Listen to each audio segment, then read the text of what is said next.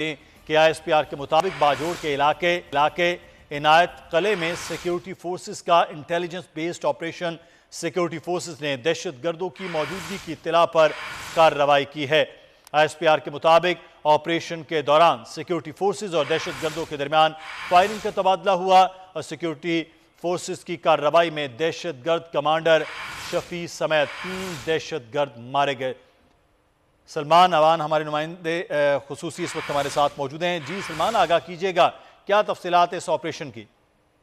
जी बिल्कुल, बाजोड़ के इलाके में ये कार्रवाई की गई है और बुनियादी तौर पर ये कार्रवाई इनायत कले के इलाके में की है। और जो ISPR ने इस हवाले से तफसीलात बताई हैं उसमें बताया गया है कि ये दहशतगर्दों की मौजूदगी की इत्तला पर एक इंटेलिजेंस बेस्ड ऑपरेशन था जो कि इनायत कले में किया गया है। और इस ऑपरेशन के दौरान दोनों जानिब से शदीद फायरिंग का तबादला हुआ और इस कार्रवाई के दौरान 3 दहशतगर्द मारे गए हैं, जिसके अंदर एक बड़ी कामयाबी ये मिली है कि दहशतगर्द कमांडर शफी जो है वो भी मारा गया है।